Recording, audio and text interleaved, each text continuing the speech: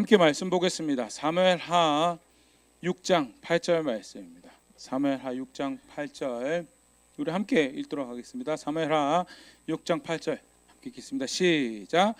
여호와께서 우사를 치심으로 다윗이 분하여 그곳을 베레스 우사라 부르니 그 이름이 오늘까지 이르니라. 아멘.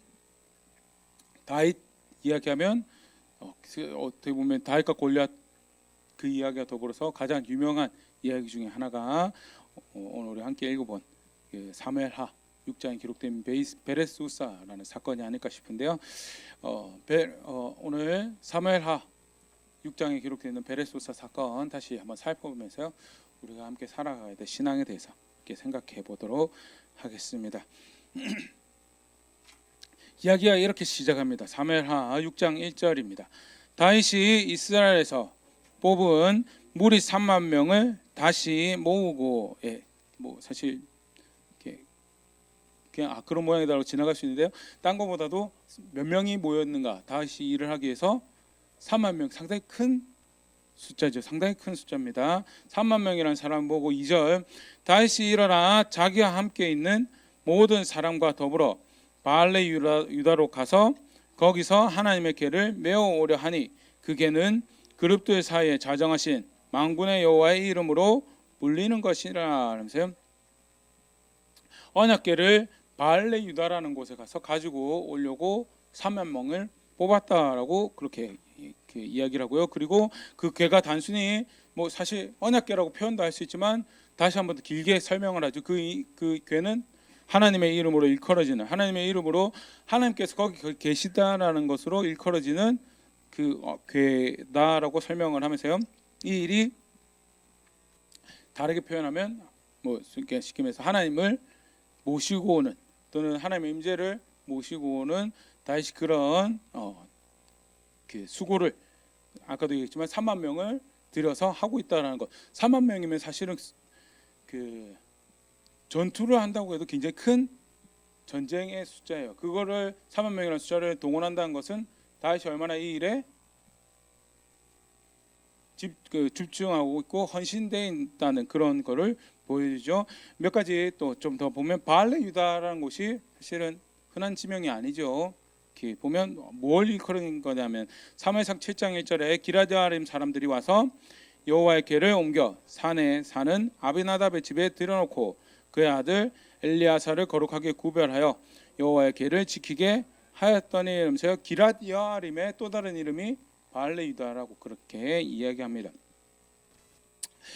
조금 더 아까 우리가 봤지만 하나님이 좌정에 계신다라고 일컬어지는 그런 궤였어요. 왜 다윗이 가져가는가에 대해서 역대상의 이런 다윗의 목적에 대해서 좀 더 구체적으로 이야기를 하는데요. 역대상 13장 2절, 다윗이 이스라엘의 온 회중에게 이르되 만일 너희가 좋게 여기고 또 우리 하나님 여호와께로 말미암았으면 우리가 이스라엘 온 땅에 남아있는 우리 형제와 또 초원이 딸린 성읍에 사는 제사장과 레위 사람에게 전령을 보내 그들을 우리에게로 모이게 하고, 이러면서 좋게, 너희가 좋게 여기면이라는 그런 표현이 들어지기, 사실은 이제 나 조금 이따가 이야기 드릴 텐데요.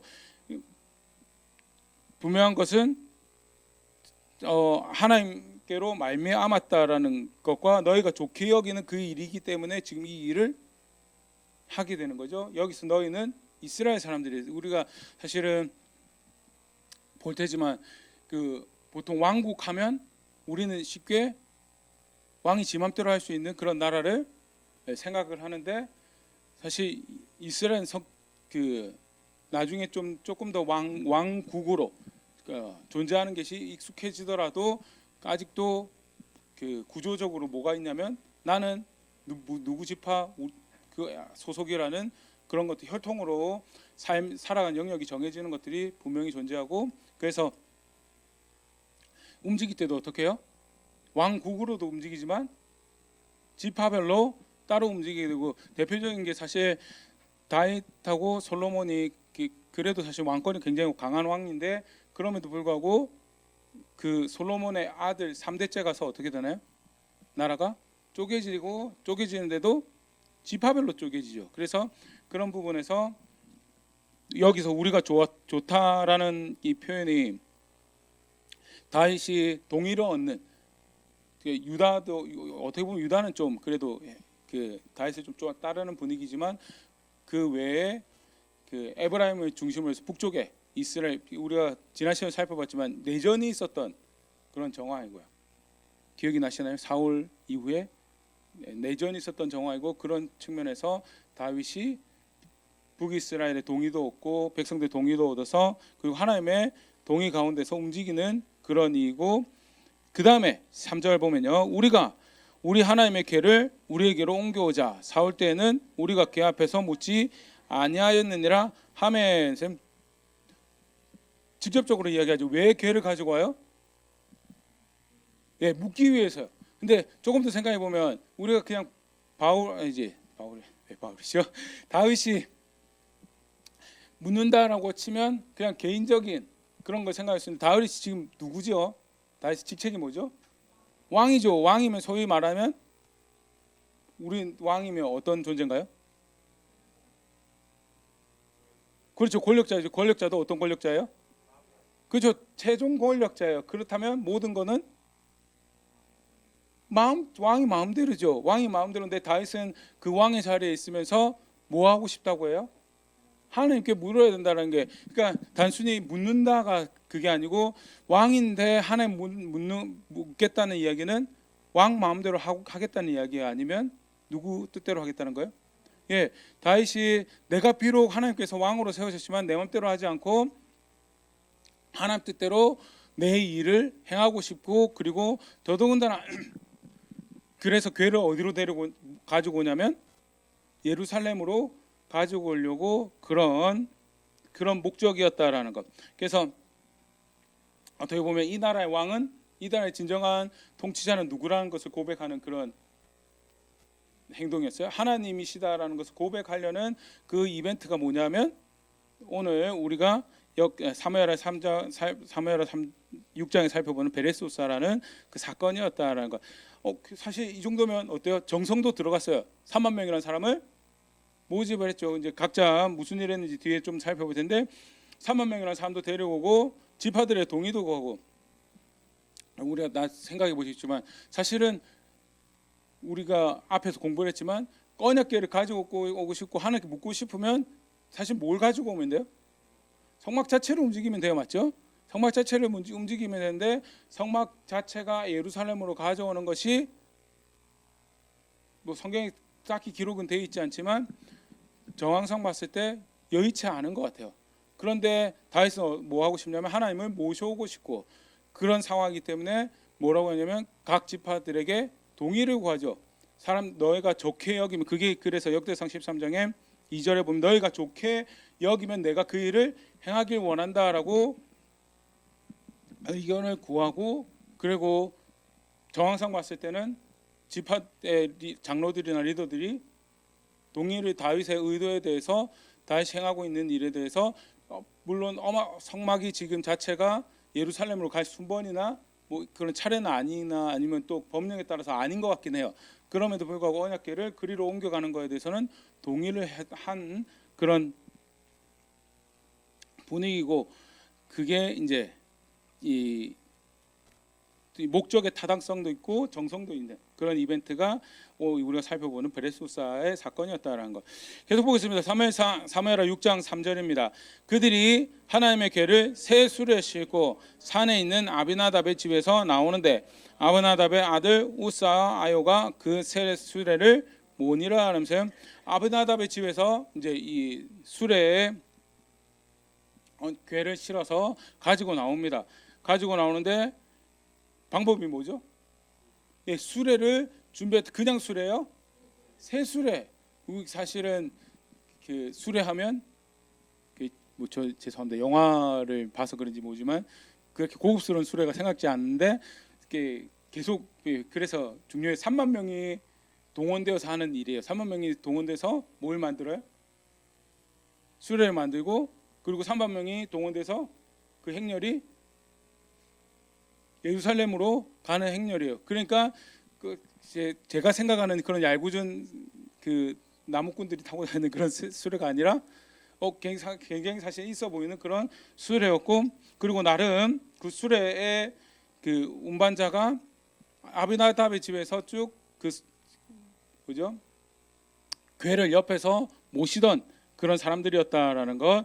계속 보니까 4절, 그들이 산에 있는 아비나답의 집에서 하나님의 궤를 싣고 나올 때 아효는 궤 앞에 가고, 5절, 다윗과 이스라엘 온 족속은 잣나무로 만든 여러 가지 악기와 수금과 비파와 소고와 양궁과 제금으로 여호와 앞에서 연주하더라. 그러면서 악기가 얼마나 됐는지는 잘 모르겠어요. 분명한 거는 지금 다윗이 지금 모집한 사람이 몇 명이에요?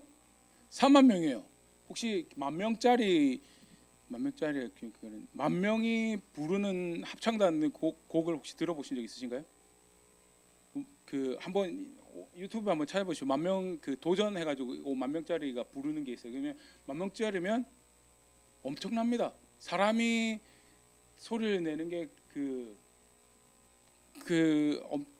이 정도로 전율을 이렇게 가져올 수 있구나라는 것을 볼 수가 있는 그런 게. 근데 몇 명이요? 몇 명이 그 행렬에 있어요?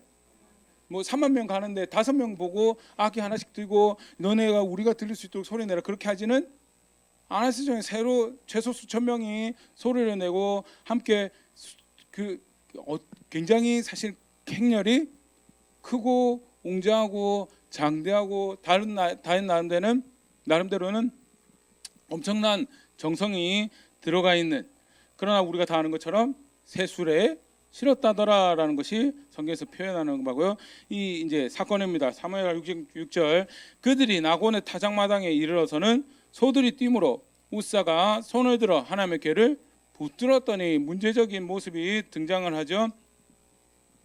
잘 나오는데 그런데 하필 소가 뛰는 그런 상황이 발생하고 덜컹덜컹거리고 이제 궤가 이제 좀 진동이 있었던 것 같아요. 그래서 같이 가던 우사가 여호와 궤를 붙들었는데, 7절, 여호와 하나님이 우사가 잘못함으로 말미암아 진노하사 그를 그곳에서 치시니 그가 거기 하나님의 궤 곁에서 죽으니라. 여호와의 궤가 흔들려서 우사가 손을 들어서 잡았는데 하나님께서 뭐라고 하시면 잘못했다라고 하거든요. 우사가 흰색 장갑을 안 꼈던 봐요.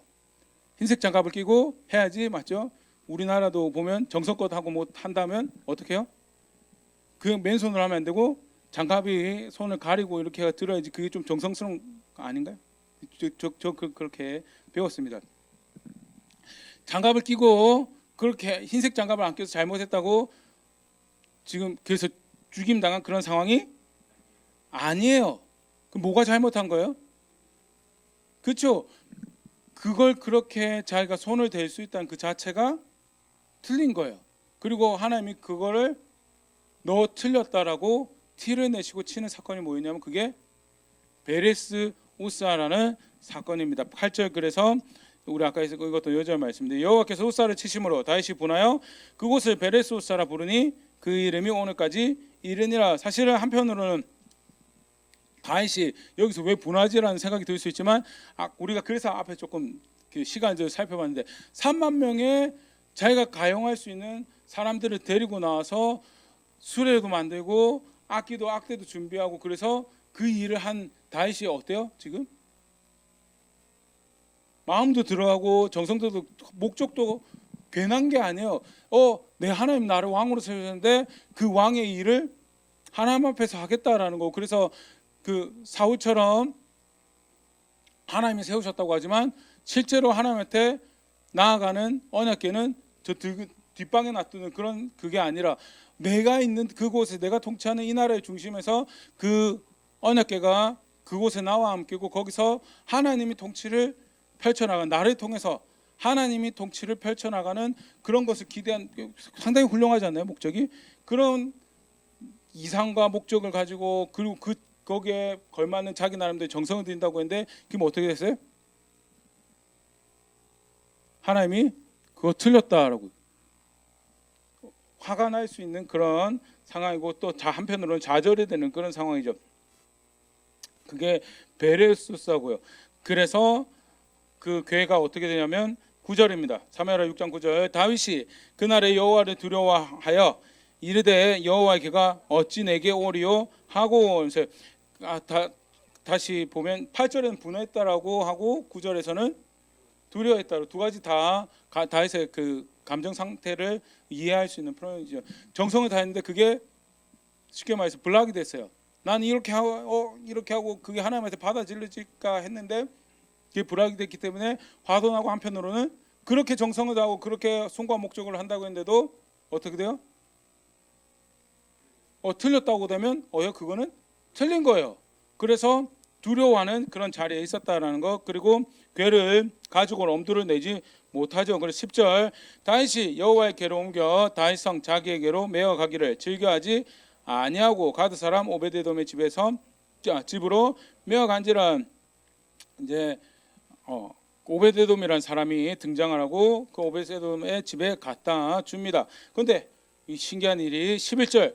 여호와의 궤가 가드 사람 오베데돔의 집에 석 달에 있었는데 여호와께서 오베데돔과 그의 온 집에 복을 주시니라 하면서, 사실은 아비나답의 집에 몇 년 있었을 것 같아요. 상당히 오래 사실은 여호와의 궤가 가 있었거든요. 그런데도 불구하고 정작 궤 때문에 복 받았다는 이야기는 오베데돔에 3개월 가 있는 동안에 등장을 했어요. 뭐가 달랐을까? 조금 메인 내용은 아니지만 조금 생각을 해보면, 먼저 오베데돔이 어디 사람이라고 표현되고 있죠? 가드 사람. 혹시 가드라는 지역을 아시나요? 예, 그렇죠. 그게 이제 이게 좀 오베데돔이라는 사람에 대해서 해석을 하는데 어려운 부분입니다. 그 가드 사람, 블레셋 지역이라고 치면 가드 사람이면 이방인일까요? 아니면 이스라엘 사람일까요? 이방인이죠. 다윗이 왕년 막장을 가는구나, 맞죠? 다윗이 그렇게 정성을 다하고 순간 목적으로 가져오다가 하나님이 치시고 나니까 짜증이 나고 두렵고 이거, 그래서 블레셋 땅으로 보내가지고 이 오베데돔이라는 이름도 에돔의 종 또는 에돔의 예배자라는 그런 뜻이래요. 그러니까 더군다나 이 이름도 이방인 같네? 아닌가요? 그러면 다윗이 정말 막장을 가는구나, 끝판을 더 이상 이거 꼴도 보기 싫다라는 그런 누앙스를 보이는데, 근데 사실은 정황상 볼 때 그건 아닌 것 같아요. 그러면 이 가드라는 게 뭘까라고 할 때 학자들이 유력하게 이야기하는 게 역대상 6장 67절부터 보면, 또 그들에게 도피성을 주었으니 에브라임 산중 세겜과 그 초원 게셀과 그 초원과 하면서 뭐에 대한 그 도시의 이름이에요? 도피성은 누구한테 주어졌죠? 레위 사람들한테 주로 이제 주어진 거거든요. 쉽게 말해서 레위 사람들이 사는 동네예요. 레위 사람들이.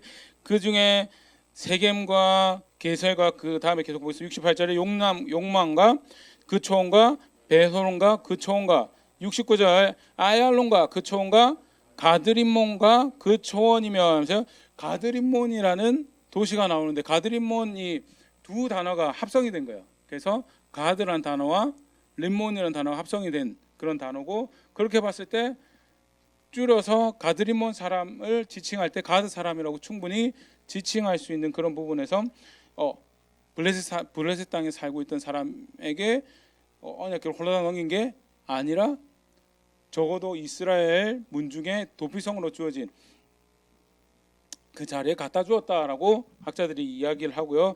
더더구나 그러면 아까도 이야기했지만 도피성은 주로 누가 사는 지역이에요? 예이죠. 문제를 일으킨 사람하고 레위하고 그렇게 살아가는 그런 지역인데, 그럼 오베데돔이 레위 사람인가라고 할 때 역대상에 그런 족보가 등장을 합니다. 역대상 26장 1절 고라 사람의 문지기 반들은 이러하니라 하면서요. 지금 그 레위 지파 중에서 고라 자손이죠. 고라 자손 그 중에 이제 쭉 이제 족보가 나오는데 4절에 오베데돔의 아들들은 맏아들 스마야와 둘째 여호사밧과 셋째 요아와 넷째 사갈과 다섯째 느다넬과 5절입니다. 여섯째 암미엘과 일곱째 이사갈과 여덟째 불레데이니. 하나님이 오베데돔에게 복을 주셨습니다. 누가 나와요? 예, 안타까운 경우지만 오베데돔의 쉽게 말해서 아버지는 아들을 이름을 오베데종, 오베데 예배자로 지었지만 실제로는 어느 지파 사람이에요? 레위 지파 사람의 고라 사람이었다라는 것. 그리고 여기도 보면 표가 나는 게 아들이 몇 명이에요?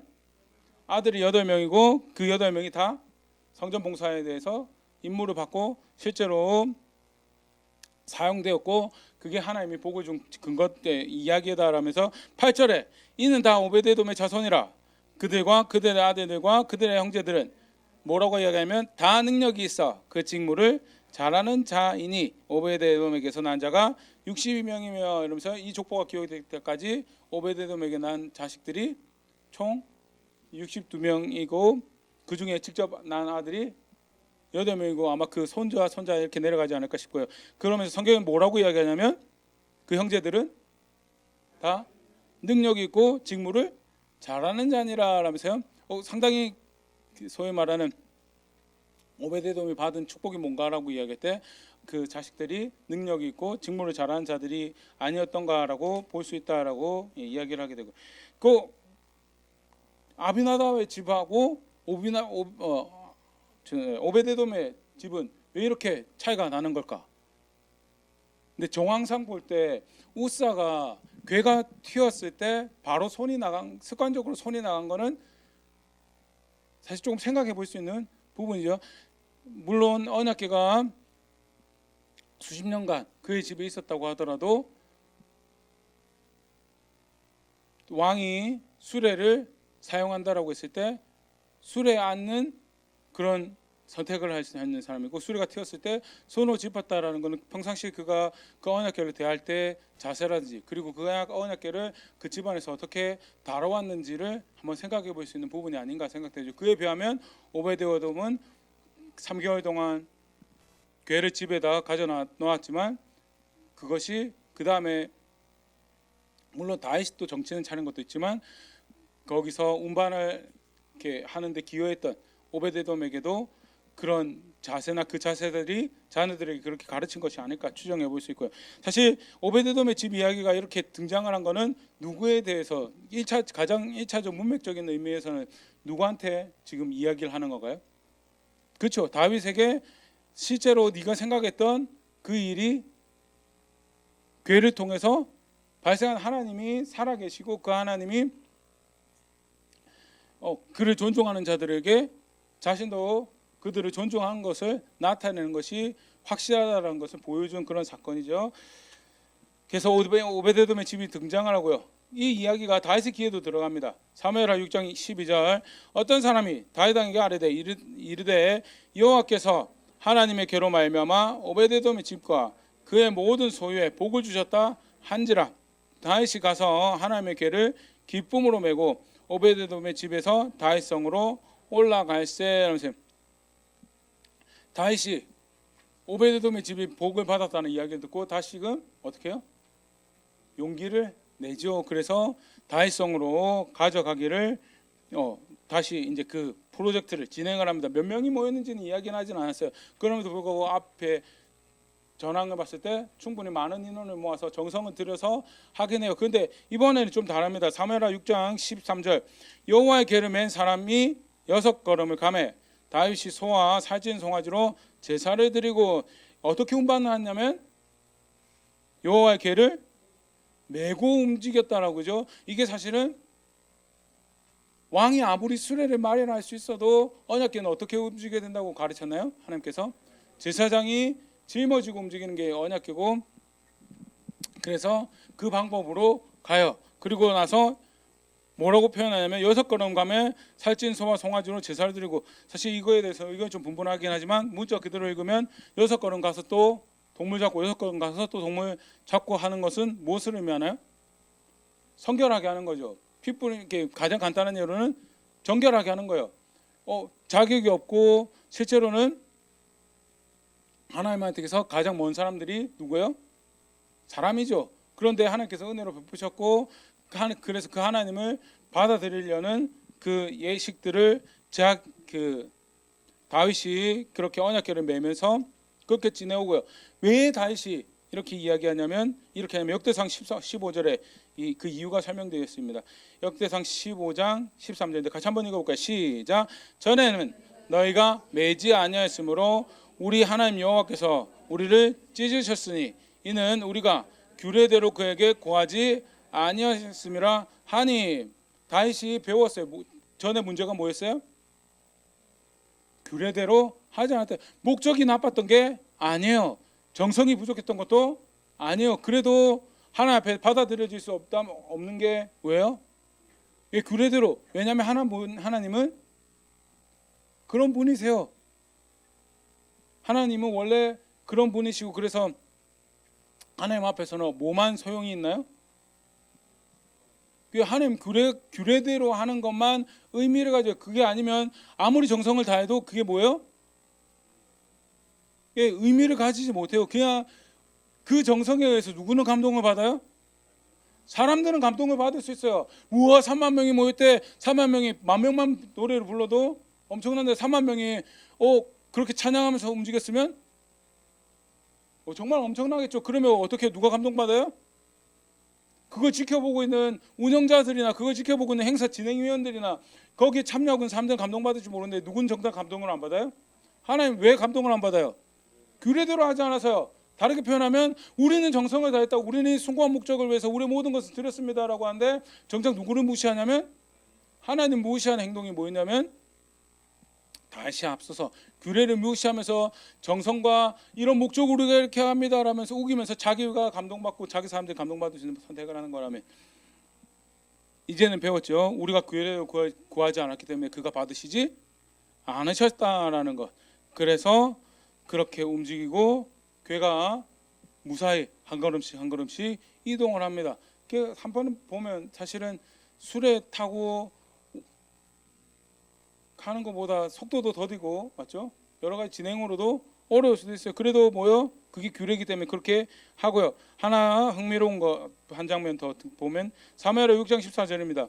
다윗이 여호와 앞에서 힘을 다하여 춤을 추는데 그때 다윗이 배 에봇을 입었더라 하면서, 배 에봇이 뭘까라는 부분에서 그러니까 제사장들이 입는 옷이었긴 해요. 근데 제사장만 입는 옷은 아니었고요. 보통 혹시 에봇 색깔이, 소위 말하는 대제사장이 입는 에봇 색깔이 어떤 거인지 기억이 나시나요? 주로 이제 파란색 느낌이 나는 그게 대제사장이 입는 거였다면, 배 에봇은 소위 말하는 세마포, 그러니까 쉽게 말해서 흰 무명청 같은 걸로 만든 에봇이라고 생각하시면 될 것 같고요.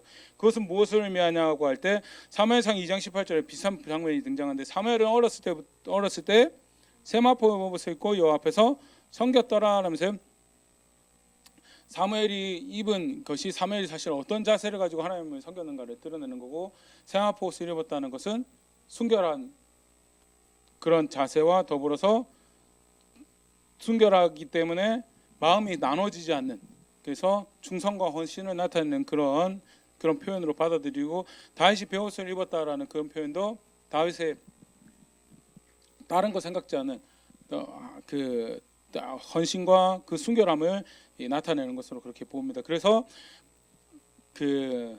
이제 언약궤를 가지고 오죠. 언약궤를 가지고 오고 보면 16절에 보면 여호와의 궤가 다윗성으로 들어올 때 사울의 딸 미갈이 창으로 내려다보다가 다윗 왕이 여호와 앞에서 뛰놀며 춤추는 것을 보고 심중에 그를 업신여기니라 하면서, 업신여겼다는 것, 이제 그 사건을 보는데, 그거 보기 전에 다윗이 지금 어떤 상황이에요? 지금 언약궤가 예루살렘 들어오는데 어떻게 했다고요? 뛰어놀았죠. 쉽게 말해 뛰어놀았다는데, 얼마나 정신없게 뛰어놀았는지 사울의 딸 미갈이 볼 때 저거는 왕족이 아니고 왕이 아니다라고 생각될 만큼 그만큼 뛰어놀았어요. 그만큼 다윗은 사실은 이 일을 또 존재 자체로 이 일을 받아들이고, 존재 자체로 이 일을 사모했고, 존재 자체로 이 일을 해내기로 했고, 드디어 그게 이루어졌고, 다시 그 목적이 뭐인지 돌아가 보면 다윗은 그만큼 이 일에 있어서 자기가 왕이에요. 하나님이 왕으로 세워놨지만 내가 왕이라기보다는 나는 하나님이 백성을 다스리는 그 일에 있어서 도구고 나는 사용됐고, 그래서 다윗에게 중요한 거는 뭐예요? 하나님께 물어야 되고 하나님이 그 자리 원래 계셔야 될 자리에서 하나님의 통치를 펼쳐나가는 것이 나에게는 중요하다라는 것이 다윗의 자세였다라는 것을 다시 한 번 더 볼 수 있죠. 그래서 실제로 예루살렘의 궤가 도착하고 다시 만든 장막에 궤가 이제 쉽게 말해서 안치가 되어지죠. 그러고 나서 다윗이 한 일이 뭐냐면 백성들을 축복하고 백성들에게 양식을 나눠준 일이었거든요. 뭐 그냥 그랬나 보다라고 생각될 수 있지만 하나님이 함께 하시는 곳에 그런 생명이 있음을 다윗이 백성들 앞에서 나눠서 한 것이고 하나님께서 그것을 받으셨다라는 그런 표현으로 우리가 볼 수 있겠죠. 계속 보겠습니다. 그런데 누구는 지금 다윗을 업신여겼어요? 미갈이 업신여겼어요. 왜 업신여겼어요? 그렇죠. 왕이 할 일은 아니에요. 우리가 생각해도 왕은 어때요? 그렇죠. 제가 지난 주 중에 이렇게 본데 조선 시대 왕의 색깔이라고 혹시 네, 빨간색. 그 빨간색을 만드는데 그냥 아무거나 쓰지 않더라고요. 그리고 작업도 어떻게 하냐면 소위 말하는 방법이죠. 자연적인 방법으로 색깔을 입히는데 그게 지워지면 안 될 정도로 안 지워지도록 색깔을 입히고 해서 그래서 이게 왕이 쓰는 빨간색입니다라고 만들었는데 그게 왕이 쓰는 거면 쉽게 말해서 그걸 입고 다니면 어때요? 춤추면서 뛰어다닐 수도 있나요? 없어요. 궁중예법으로 정해진 대로 해야 되고 실제로 사실 그걸 가장 잘한 사람이 세종대왕이라고 하긴 하는데 정말 힘들어요. 대표적으로 그 반대점에 서 있는 아버지 이방원 같은 경우는 자기가 자기 마음대로 하는 왕을 생각을 해서 궁을 하나 더 짓잖아요. 예, 장덕궁을 하나 더 지어서 유교적 궁중예법에 어긋난 그런 자기가 지낼 장소를 하나 더 만들고 세종은 어디서 지내냐면 세종은 정말 경복궁을 자랑했을 거라고 다들 이제 이야기하는데 그만큼 왕은 왕으로서 해야 될 게 있죠. 사실 여러 가지 이야기할 게 있어요. 화장실 가는 것도 자기 마음대로 못 돼. 혹시 영화 같은 거나 보면 왕이 이렇게 대변을 볼 때 사람들이 다 지켜봐요. 맞죠? 그래도 어때요? 왕이기 때문에 해야 되고 밥도 자기 좋아하는 걸로 왔다 해서 그만 먹을 수가 없고 소위 말하는 궁중에서 자기네들이 예법을 따라서 영양사를 따라 만들었다는 그거를 시간 맞춰서 또 그 모든 게 그런 식으로 해야 되는 게 뭐 때문에 그러냐면 그게 왕이고요. 그걸 하는 이유는 뭐예요? 내가 너희보다 낫고 우리는 너네랑 다르다라는 걸 보여주는 게 그게 왕이 하는 일이고 그걸 사실은 사울이 죽은 입장에서 지금 다윗 가까이에서 누가 제일 잘 알아요? 미갈이 제일 잘 알아요. 그러니까 미갈이 볼 때는 야 그거 왕이 할 짓이 아니다라고 이야기할 수 있는 거 절대 무리가 아니에요. 대신 미갈의 자세는 뭐가 보여지냐면 지금 다윗이 하는 일보다는 뭐가 중요해요? 이 다윗이 왕이라는 게 더 중요한 거고 거기에 신경 쓰고 있는 자세고 그게 사실은 미갈의 문제였죠. 그리고 이 일이 어떻게 되냐면 20절부터 한번 보겠습니다.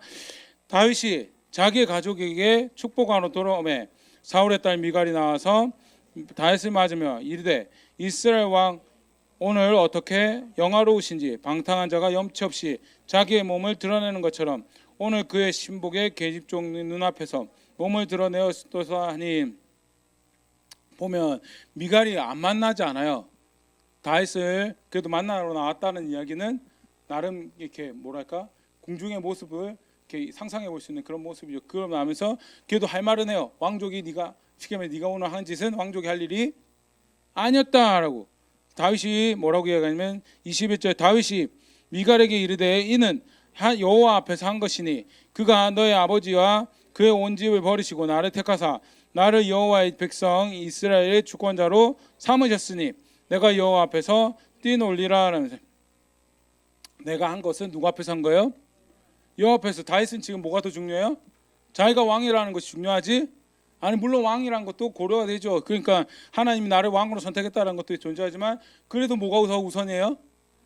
예, 하나님이 하신 것이 있고 내가 그 일에 대해서 이렇게 화답을 하는 것이 마땅한 바다라고, 그리고 난 그걸 할 거다라고 이야기하고 그에서 더 강하게 표현한 게 22절이죠. 내가 이보다 더 낮아져서 스스로 천하게 보일지라도 네가 말한 바 계집종에게는 내가 높임을 받으리라 한지라 하면서 너랑 나랑 지금 관점이 다르다고.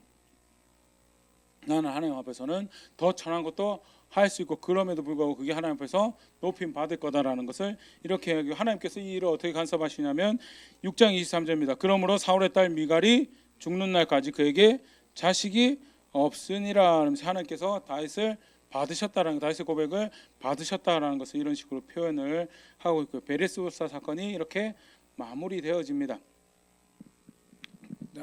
아까 잠깐 설명드렸지만 참 안타까운 일이에요, 맞죠? 그런데 일반적으로는 어때요? 충분히 미갈의 이야기가 이해가 될 수 있는, 지금 제가 이제 소위 말하면 이제 40대 중반인데요. 건방을 좀 돌면 40대 중반에 사회적 지위와 뭐죠? 그 여건이 있는데 내가 어떻게 그런 일을 하냐라는 거.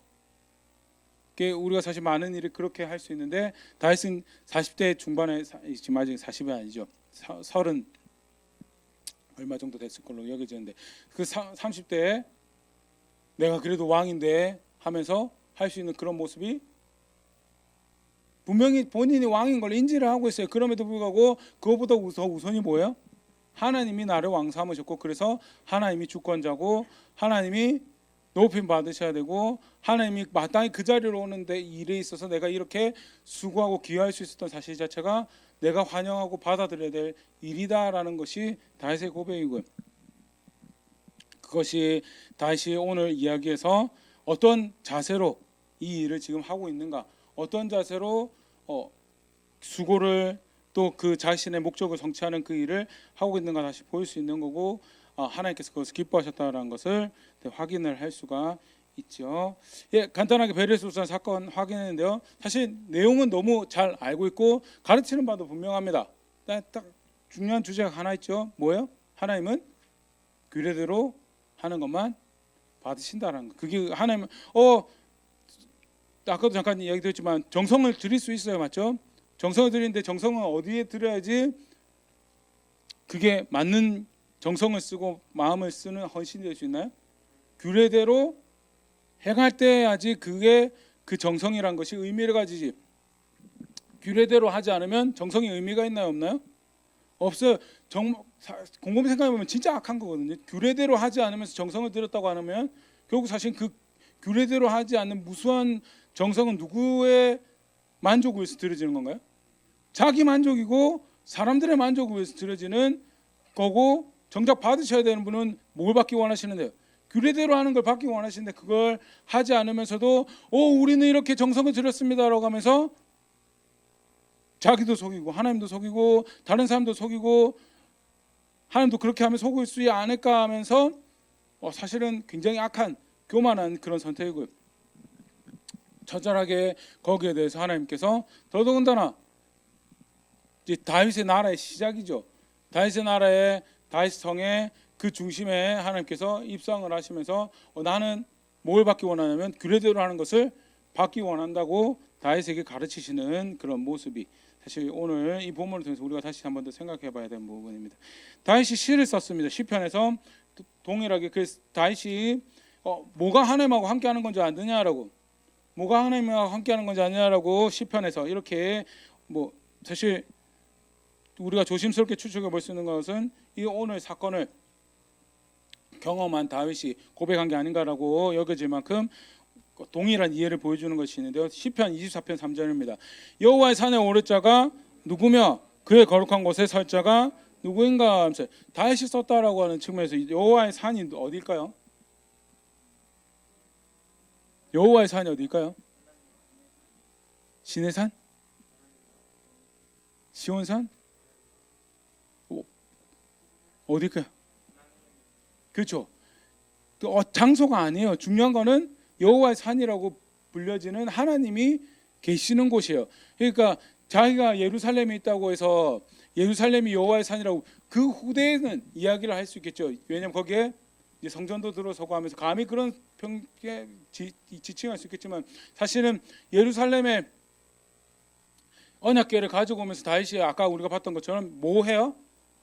6걸음에 제사 드리고 6걸음에 제사 드리고 6걸음에 동물들 잡아 주었던 것은 왜 그래요? 예루살렘 자체를 사실은 여호와의 산이라고 부를 수 있는 곳이 아니에요. 그렇기 때문에 하나님 앞에서 정결하고 성결한 것을 준비하고 마련하기 위한 그런 이걸 받아주세요라는 고백으로 한 거고요. 여호와의 산을 예루살렘으로 부를 수가 없었던 거고요. 여기서 다시 시편 23편 3 아까도 이야기드렸지만 그 후에는 예루살렘으로 부를 수 있을지 모르지만 다윗은 이것을 예루살렘으로 부르지 않았을 거예요.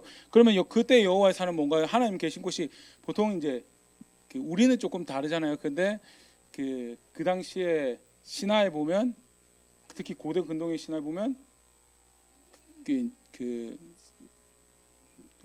신이 깃들어 사는 곳이 산이다라는 뭐 그런 이야기가 있고, 그러니까 여호와의 산이란 것은 아까도 이야기드렸던 것처럼 하나님께서 계신 곳을 의미하고, 그 다음에 그에 더 분명히 이제 그의 거룩한 곳을 설정한 뭐 누구인가라고 할 때도 그의 거룩한 곳도 하나님 계시는 거룩한 곳이죠. 어딜까요? 4절입니다. 같이 읽어보겠습니다. 시작. 곧 손이 깨끗하며 마음이 청결하며 뜻을 허탄한 데 두지 아니하며 거짓 맹세하지 아니하는 자로다. 하나님하고 함께하는 거는 뭐예요? 손이 깨끗하고, 손이 깨끗한 거는 뭐죠? 그렇죠. 감사합니다. 화장실 갔다 와서 손을 씻고 들어왔다, 그게 아니에요. 여기서 말하는 손이 깨끗하다는 것은 행실이 깨끗한 거고요. 그 다음에 마음이 청결한 것도 마음이 나눠지지 않고 순수한 의도로 바라야 될 것을 바라는 그것을 의미하죠. 그 다음에 거짓 맹세하지 않는, 죄송합니다. 뜻을 허탄에 두지 않는 것도 한 마음 청결한 거 연장선에 있고요. 거짓 맹세한다는 것은 거짓 행함, 거짓 말, 그것이 삶에 없는, 그게 쉽게 말해서 하나님이 깨끗하다는 거, 하나님 정하다는 거, 그거 살아 산 사람이 누구요?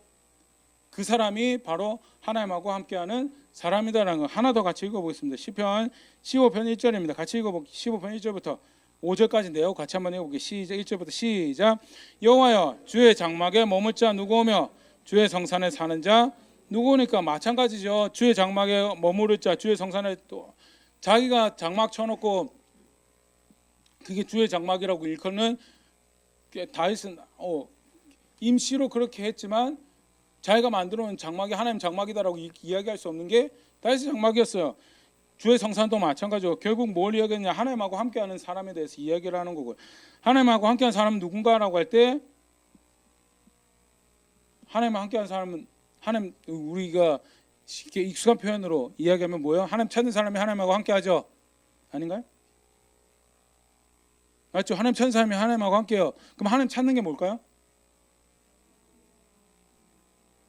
우리가 잘 보면 좋을 것 같아요.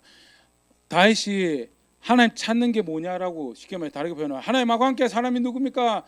하나님 찾는 사람요. 하나님 찾는 사람 뭐 하는 사람입니까? 하나님 얼굴 구하는 거예요. 그게 사실은 시편 24편 이후에 쭉 다 하나님 앞에서 공의롭다, 의롭다 일컬음 받고 하나님 앞에 복 받으자고, 하나님한테 구원을 얻으자고 하나님 얼굴을 구하는 사람입니다라는 것이 쉽게 말하면 하나님 찾는 사람인데, 하나님과 함께하는 건데, 그게 다 뭐냐?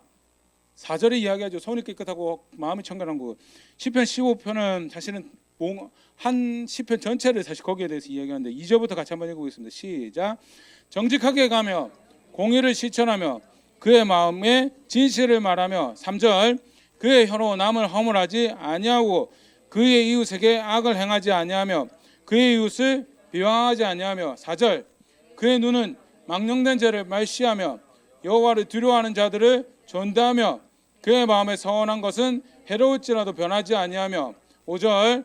이자를 받으려고 돈을 꾸어주지 아니하며 뇌물을 받고 무지한 자를 해하지 않는 자이니 이런 일을 행한 자는 영원히 흔들리지 아니하리이다.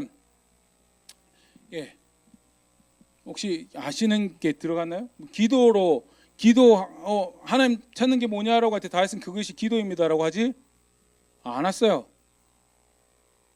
뭐가 하나님하고 함께하는 겁니까라고 할 때 그것이 기도라고 하지 않았어요. 뭐 하나요? 정직하게 행하고 공의를 실천하고 마음에서 진실을 이야기하고 남을 허물하지 아니하고 악을 행하지 않고 비방하지 않고 망령된 자를 멸시하지 악한 것에 대해서 하나님이 더러운 것이다 죄다고 한 것에 대해서도 자기 거기 동의하는 거죠. 자기도 그런 자를 그런 자에 대해서 하나님하고 동일한 자세를 가지고 하나님을 두려워하는 자들을 반대로 존대하고 하나님 앞에서 선한 것은 그렇게 행하고 이익을 위해서 탐하지 않고 뇌물을 받았다고 해서 정의를 굽히는 그런 일을 하지 않고 그게 뭐냐? 그게 뭐예요? 하나님 찾는 거고 그게 하나님하고 함께하는 길이다라고 다윗이 이야기를 하고 있고요. 그게 사실은 오늘 우리가 다윗의 이야기를 통해서 다시 한 번 더 생각해봐야 될 부분이죠. 규례대로 하지 않았을 때 받아들여지지 않았어요. 정성에도 문제가 없고 목적에도 문제가 없어. 정성에도 없고 문제가 없고 목적에도 문제가 없으면 얼마나 대단한 일이에요. 상당히 훌륭한 모습이에요. 그럼에도 불구하고 중요한 건 뭐예요? 규례대로 하지 않았다는 거고요. 규례대로 하지 않으면 어떻게 돼요? 하나님 앞에 받아들여질 만한 것이 아니다. 제가 기도를 얼마나 많이 했는데요. 뭐 우리가 솔로몬으로 치면 제가 예배를 얼마나 드리고 기도를 얼마나 하고 제가 얼마나 열심히 봉사하고 의미 있나요? 없나요? 뭐 열심을 가지는 건 좋아요. 그런데 하나님은 그 열심을 실제로 어떻게 사용하라고 그러시나요? 규례를 행하는데 정직하게 하고 정의롭게 해야 될 거 정의롭게 하고 공의를 지키고 아까 재밌는 표현이죠. 4절 시편 15편 4절 다시 한번 보면 눈이 망령된 자를 멸시하고 여호와를 두려워하는 자를 존대하는 그런 자리에 살아가는 게 그게 뭐예요? 그게 하나님과 함께하는 모습이고 다윗의 오늘 이야기가 그것을 정말 잘 보여주고 있죠. 사실 처음부터 하나님은 신앙을 그거라고 가르치셨습니다. 갑자기 이때 와서 다윗이 새로운 걸 깨닫다라고 가르치지 않고요. 처음부터 하나님께서 뭐 간단하게 볼 수 있는 게 아브라함에게 하나님께서 신앙을 가르치시죠. 창세기 17장 1절입니다. 같이 읽어볼까요? 시작. 아브라함이 99세 때 여호와께서 아브라함에게 나타나사 그에게 이르시되 나는 전능한 하나님이라 너는 내 앞에서 행하여 완전하라고. 뭐 하라고요?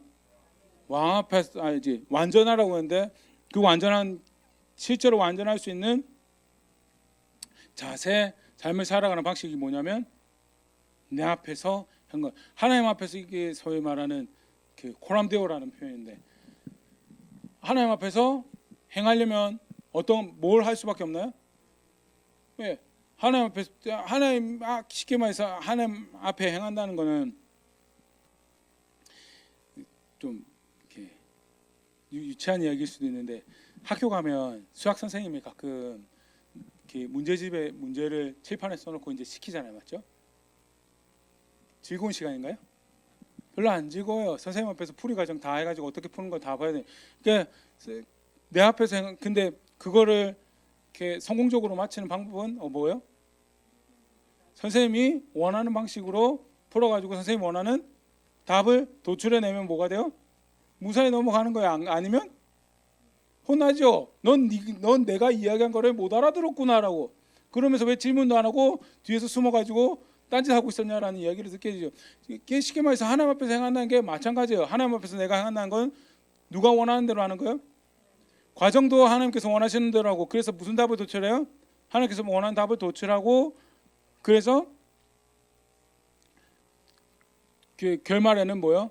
완전하다라고 이야기 드릴 수 있는 그런 삶을 살아가는 게 아브라함에게 하나님께서 요구하셨던 신앙의 모습이고 다윗이 고백하는 다윗이 가르치신 신앙의 모습과 전혀 다르지 않더라라는 것. 신약은 어떻게 될까요? 예수 믿어서 이제 하나님 백성 되었습니다라고 할 때도 마태복음 7장 21절부터 23절입니다. 같이 아니요 제가 읽어드릴게요. 21절부터 나더러 주여 주여 하는 자마다 다 천국에 들어갈 것이 아니요 다만 하늘에 계신 내 아버지의 뜻대로 행한 자라야 들어가리라. 여기가 천국이 사실은 죽어서 가는 나라가 아니고 천국이 뭘 의미하죠? 하나님 나라. 그러니까 하나님 앞에서 하나님 나라 백성이라고 일컬어질 만한 사람들은 뭐 하는 사람이에요? 하나님 앞에서 이 사람은 내 백성이다라고 일컬어질 만한 그런 신앙은 그런 하나님 저는 하나님 믿습니다라고 하는 그런 모습은 뭐냐라고 할 때 예수님께서 뭐라고 가르치시냐면 아버지의 뜻대로 행하는 게 그게 하나님 백성의 일원으로 여김받는 그 신앙이다라는 것. 그게 뭐냐라고 할 때 22절 뭐가 하나님 뜻대로 행하는 거죠? 뭐가 하나님 뜻대로 행하는 걸까요? 우리가 주의 이름으로 귀신을 쫓아냈습니다. 주의 이름으로 하나님 말씀 가르치고 선지자 노릇도 했습니다. 우리가 주의 이름으로 많은 권능도 행했습니다. 사실은 그게 우리가 하나님 백성으로 능력 있게 살아가고, 참 그게 아이러니한 표현이에요. 능력 있게 살아가고 하나님 앞에서 하나님과 함께하는 백성이라고 여겨지는 모습 같은데, 실제로는 22절입니다. 그날에 많은 사람이 나더러 이르되 주여 주여 우리가 주의 이름으로 선지자 노릇하며 주의 이름으로 귀신을 쫓아내며 주의 이름으로 많은 권능을 행하지 아니하였나이까 하리니 23절 그때 내가 그들에게 밝히 말하되 내가 너희를 도무지 알지 못하니 불법을 행하는 자들아 내게서 떠나가라 하리라 하며, 선지자 노릇하고 귀신 쫓아내고 권능을 행해도요 하나님 뜻대로 하지 않으면 그건 뭐예요? 불법을 행하는 자들이에요. 불법을 행하는 자들이고, 하나님께서 선지자 노릇하면 쉽게 말해서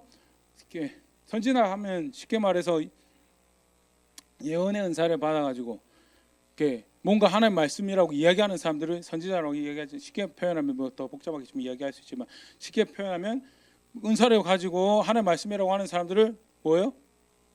선지자라고 해요. 그러면 그 선지자 노릇하는 건 하나님 뒷받쳐서 그렇게 된 거 아니에요? 귀신을 쫓아내는 또는 권능을 행한 능력이 있어요.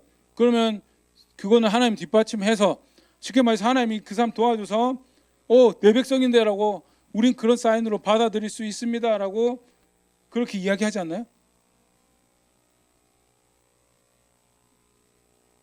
재밌지 않나요? 뭐 하는 사람들이에요, 그 사람은? 문제가 그게 문제가 있는 게 아니고, 신앙은 그걸로 이야기하지 않아요. 그대로 가는 게 그게 뭐예요? 그게 신앙이고요. 그런데 좀 전에 이제 재밌는 부분이, 우리는 뭐가 하나님이 그 사람과 함께하는 거라고 이야기해요? 권능이 있고 귀신 쫓아내고 능력 행하고 예언사에 가면서 하나님의 음성 듣고 이야기하면 그건 뭐예요? 하나님이 그거 함께하는 거라고 이야기하죠. 예수님은 뭐라고 이야기하는데요? 그거 상관없다고. 하나님 말씀대로 하지 않으면 그건 뭐예요? 죄다? 불법을 행한 자다. 내 백성이라고 이끌어지는 자리에 있는 사람들이 아니다라고요. 아브라함에게도 똑같은 신앙 이야기하셨고요. 다윗을 통해서도 오늘 신앙이 뭐냐라는 거에 대해서 이야기할 때 베레수사라는 사건을 통해서 규례대로 하지 않았기 때문에 받지 않았다라고 이야기를 하시고요. 그리고 예수님도 뭐라고 이야기하시냐면, 말씀하신 거 행하지 않으면 그거는 하나님 백성이라고 일컬어지는 사람들이 아니다라고. 하나님 백성이라고. 우리는 하나님 백성입니다. 백나루교도 누구는 하나님 백성이라고 안 해요? 하나님이 너희는 내 백성이 아니다라고. 굉장히 중요합니다. 마지막으로 두 개만 더 지켜볼게요. 그러면 가장 대표적으로 사실 많이 우리가 생각하고 있지만 하나님 뜻이 뭐냐 또는 하나님 원하시는 게 뭐냐라고 할 때 마태복음 7장 12절 같이 읽어볼게요. 시작. 그러므로 무엇이든지 남에게 대답하고자 하는 대로 너희도 남을 대접하라. 이것이 율법이요 선지자니라. 같이 한번 더 읽을게요. 12절 시작. 그러므로 무엇이든지 남에게 대접받고자 하는 대로 너희도 남을 대접하라. 이것이 율법이요 선지자니라. 이것이 율법이요 선지자라는 말은 뭐예요? 이것이 바로 하나님의 말씀이다라는 거예요. 뭐가 하나님의 말씀이래요? 그 대접받고자 하는 대로 행하라는 거 굉장히 적극적인 의미고, 반대 소극적인 의미로는 내가 싫은 거는 누구도 싫은 거예요?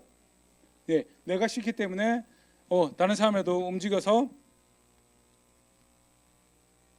우린 사실 죄송합니다만 내가 힘이 없어요. 내가 힘이 없고 내가 피곤하고, 근데 교회다 보니까 이 일은 해야 될 것 같아요. 그러면 어떻게 해요? 그 누가 해요? 내가 하나요? 나는 힘든데, 나는 피곤한데, 그럼 누가 하나요? 다른 사람 시키죠. 그러고도 교회 이 일을 우리가 위해서 했습니다. 그러면 어떻게 되나요? 나는 하나님을 위해서 그 일을 했다라고 이야기하지 않나요? 그 하나님을 위해서 한 건가요? 오늘 딱그뭐 전후 사정이 복잡할 수 있지만 그 장면에 딱 놓고 오늘 말씀 가지고 보면 그건 뭐예요? 내가 못하는 일, 내가 할 수 없는 일, 그러나 해야 될 일인 것 같은 일.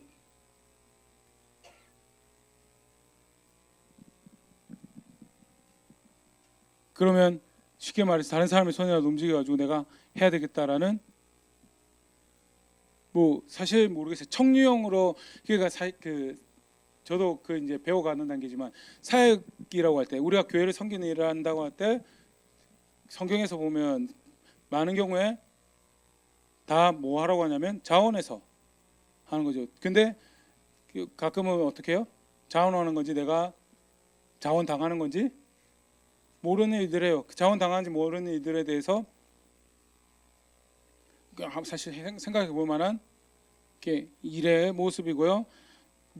중요하게 이야기하는 거는 이게 하나님께서 원하시는 거다라고 하면서 예수님께서 가르치신 게 뭐냐면, 남에게 대접받고 싶은 대로 너도 하라고요. 너 남에게 대접받고 싶은 대로 하는 게 그게 성경에서 가르치는 거고, 그게 하나님 뜻이다라고 이야기하고, 제 대표적인 것은 정의로운 대접을 다 받고 싶지 않나요? 물건을 사러 갔는데 내 저울만 속이면, 제가 예전에 자갈치에 이제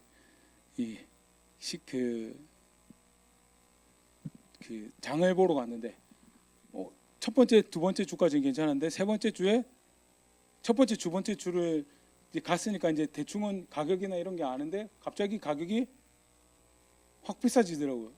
그 아주머니가 살짝 보니까 그 아주머니랑 할머니랑 같이 하는 그 매점이었, 이게 뭐죠? 상가였는데,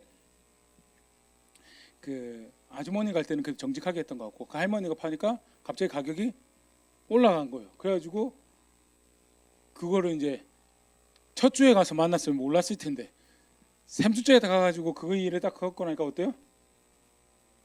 그렇죠? 그래서 그 다음에 거기 갔거든요. 그런 경험 하시고 싶으세요? 아니요, 그 그러니까 쉽게 말해서 내가 어떤 대접 받고 원하냐면 공정한 대접 받고 대가 지불하고 맞죠? 근데 내가 대가 지불할 거에 대해서 공정하고 정의롭게 하고 싶으면 나도 어떻게 하라고요? 공정하고 정의롭게 해주고, 내가 싫은 건 누구도 싫은 거예요? 다른 사람도 싫은 거고요.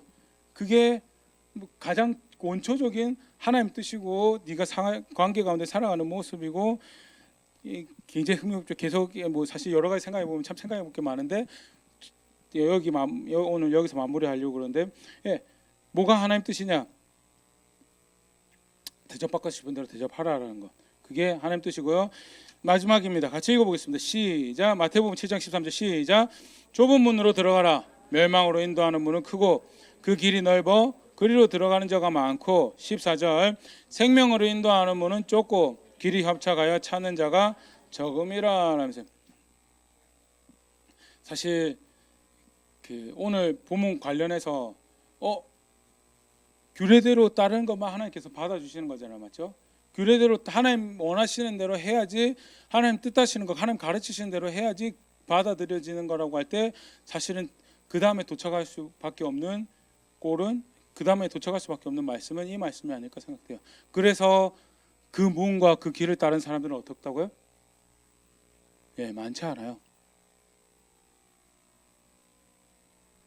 아까도 얘기했지만 우리는 목적이 훌륭하고 거기에 대해서 정성이 들어갔으면 어떻게 해요? 칭찬해요. 감동받고, 규례대로 하지 않더라도 목적이 훌륭하고 그런 정성이 들어갔기 때문에 훌륭하다고 이야기도 해줘요. 그런데 하나님 앞에서는 그게 아무런 의미가 없어요. 규례대로 하지 않았기 때문에, 명령하신 대로 하지 않았기 때문에 그건 아무런 의미가 없어요. 다르게 표현하면 우리 관점이랑 하나님 관점은 달라요. 그래서 이야기하는 게, 내가 시킨 대로 오롯이 내 앞에 의미를 가지는 거, 실제로 그렇게 하면 따라오는 거는 어때요? 많지 않을 거라고. 절대 넓은 길로 다니면서 넓은 문을 지나서 넓은 길로 다니면서 우르르 다니는 그런 내 백성이 되는 그런 신앙 존재하지 않나요? 그게 성경에서 가르치는 거고요. 그러나 한편으로 원래 그런 길이니까 그런가 보다 하고 간 거예요. 이게 그런 식으로 생각할 수 있는 그 제이시 라엘이라고 청교도 목사님인데 동시대에도 비슷한 이야기를 하시는데 그러면서 하시는 이야기가 이 본문 가지고 하시는 이야기가 하나님께서 좁은 구원받는 길이 좁은 문 좁은 길이라고 이야기하실 때는 절대 넓은 문 넓은 길이 거기에 많은 사람이 있을 거라고 생각하지 마라라고 대놓고 이렇게 그분 책에 보면 그런 이야기 하시거든요. 하나님 뜻대로 하는 것, 하나님 뜻대로 해야지만 의미를 가지는 거고요. 하나님 뜻대로 하려는데 심지어는 같이 교회를 갔다 다니는 또는 심지어는 신앙생활을 하셨다는 분도 교회대로 안 하려고 또는 익숙하게 아니면 교회의 관례대로 하려고 하는 그런 것들이 있어요. 없지 않아요? 있어요. 존재하고 그래도 그렇게 해도 아름답지 않느냐? 우리의 목적이 훌륭하니 우리의 정성이 훌륭하니 아름답지 않느냐라고 이야기할 때 그 제이시라이라는 분이 예수님께서 좁은 길로 간 사람이 많지 않을 거라고 이야기한 거에 대해서 저 말씀 압니다라고 하지만 사실은 정작 무시를 하고 얕잡아 볼 수 있는. 근데 성경은 분명히 뭘 가르치냐면 규례대로 따르는 것만 의미를 가진다고 가르치고 있고요. 그리고 그래서 규례대로 따르는 것은 많지 않을 수 있다라는 것. 예수께서 이미 이야기하셨던 그러기 때문에 더욱더 우리 같은 경우는 내가 바른 길을 가고 있는가? 내가 하나님께서 좁은 길이라고 했는데 세상에 볼 때는 넓은 길로 하면 사람들도 많이 들어오고 많이 찾고 많이 같이 갈 수 있을 것 같은데 사실은 하나님의 길은 좁은 길이다라는 것 같이 오늘 기억할 수 있으면 좋을 것 같고요. 오늘 간단하게 베레소서 같이 살펴봤는데요. 계속 이야기했지만 하나님 앞에서는 하나님께만 의미를 가집니다. 열심히 내가 무엇을 향해 달려갈까? 하나님 앞에서는 하나님 이야기만 하나님의 뜻만 하나님 말씀만 의미를 가진다는 것. 나는 무엇을 위해서 달려왔고 무엇을 하며 그것이 신앙이다라고 이야기하고 있는가. 다시 한번 점검해 볼 수 있는 종기가 아닐까 생각되어지고요. 규례 하나님께서 정하신 규례가 우리 아까 시작할 때도 암송지 그런 고백인데 주의 증거들이 놀라움으로 내 영혼이 이를 지키나이다 라면서 그것만 사랑하기로 더 작정을 하고 그래서 뭐만 이루어져야 되냐면 하나님 말씀한 거 하나님 말씀한 거가 어떻게 해서든 이루어지고 내 삶의 내 손에서 내 발을 통해서 그게 구현이 되고 그게 놀라운 일이 되어야 되고 그게 기쁨이 되어지고 즐거움이 되어지고 내 열정을 가지는 바가 되어지고 그리고 그렇게 될 때 그게 하나님 앞에도 의미를 가지게 되는 거고요.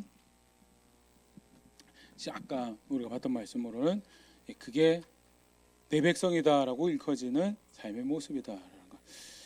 다시 한번 더 말씀 앞에서 정직하게 우리 돌아보고 배워가고 하나하나 해가는 것이 하나님께서 원하시는 것, 뜻하신 것이 무엇인지 먼저 알아야죠. 계속 알아가는 자리에 있기를 축복하고 궁금해하고 배워가는 자리에 있는 우리 될 수 있으면 좋을 것 같고요. 배워가는 게 끝이 아니죠. 배우고 나면 뭐 해야 되나요? 살아야죠. 이제 하나하나씩 실제로 이렇게 지금도 그렇지만 말씀대로 행하는 게 어때요? 정말 나한테 속한 게 아닌 거를 확인해 가죠. 맞죠? 나한테 속한 게 아니에요. 절대 내 성향하고 똑같지 않고 내 성향하고 어쩌면 이렇게 달라서 다른 신약 성경 표현으로는 옷을 벗어 던지고 새 옷을 갈아입는 것처럼 뭐요? 다 뜯어 고쳐야 돼요. 그래도 뭐요? 그것만 의미를 가지는 거기 때문에 실제로 그렇게 해가는 그걸 위해서 수고하고 애쓰는 자리에 있는 우리 교회에 그리고 또 그런 제가 될 수 있으면 좋을 것 같습니다.